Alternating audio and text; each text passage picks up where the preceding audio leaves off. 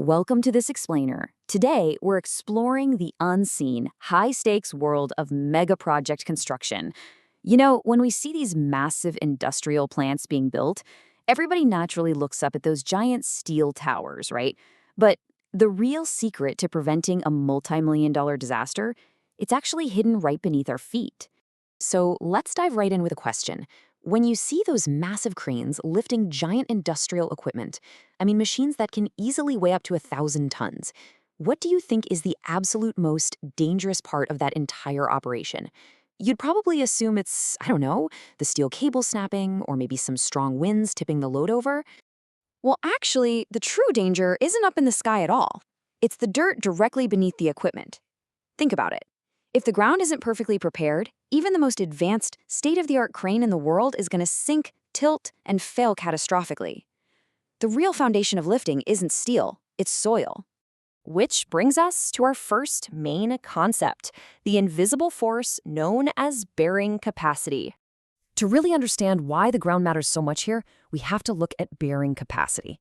Now, this isn't just a guess, it's a strict mathematical value. It literally dictates if the Earth can safely push back against immense weight without just collapsing. Think of the ground as a giant invisible spring.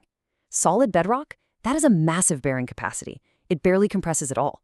But loose dirt has a very low one. So in plant construction, we absolutely have to know exactly how strong that spring is before bringing in the heavy machinery. And this next analogy brilliantly illustrates the physics of it.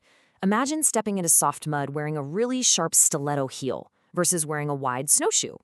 With that stiletto, all of your body weight is concentrated onto one tiny point, right? You're going to sink immediately. But with a snowshoe, that exact same weight is spread out over a much larger area, letting you basically float on top of the mud. Managing this ground pressure, making sure we're using snowshoes instead of stilettos, is exactly what engineers are doing, just on a massive scale. So, let's move on to the solution: compaction and ground reinforcement. What actually happens when the natural dirt is just too weak? Well, engineers have to physically alter the earth itself using a machine like the roller compactor you see here. These machines are absolute beasts. They can easily weigh over 20 tons. But it's not just about their raw weight. They actually use intense mechanical vibrations to literally shake the ground.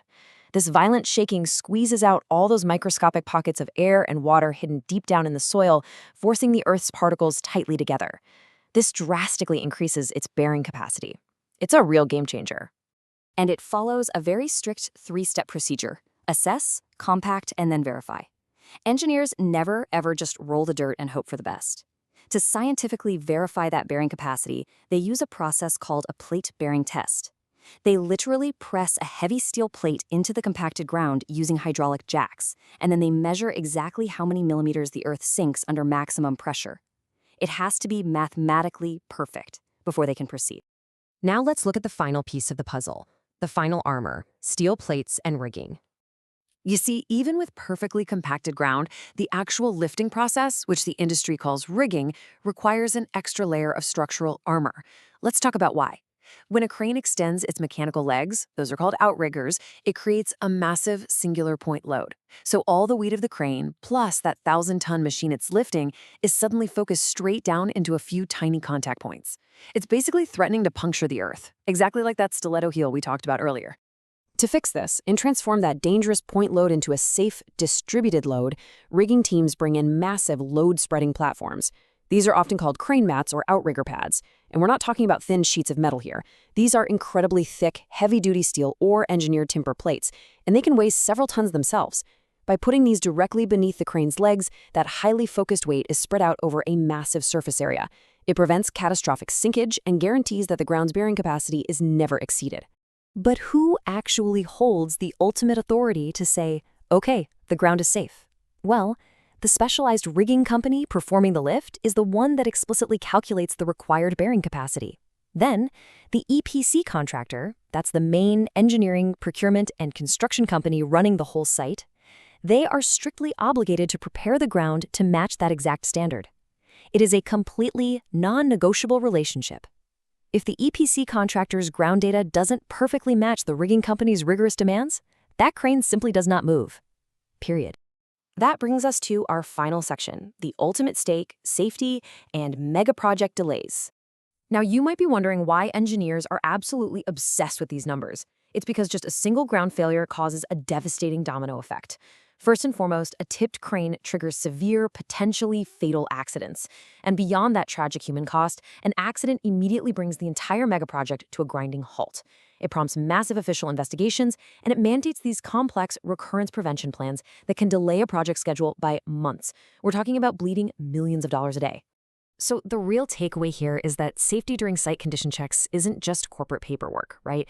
It is the literal foundation of human lives and the survival of the project itself. And this is exactly why engineers obsess over dirt density, heavy duty steel plates, and bearing capacity long before a single multi ton vessel is ever lifted into the air. I'll leave you with this one thought. The next time you marvel at a towering skyscraper or a sprawling industrial plant, will you remember to appreciate the invisible, calculated engineering hidden in the ground right below it? Thank you so much for exploring this with us today, and keep questioning the foundation of everything you see.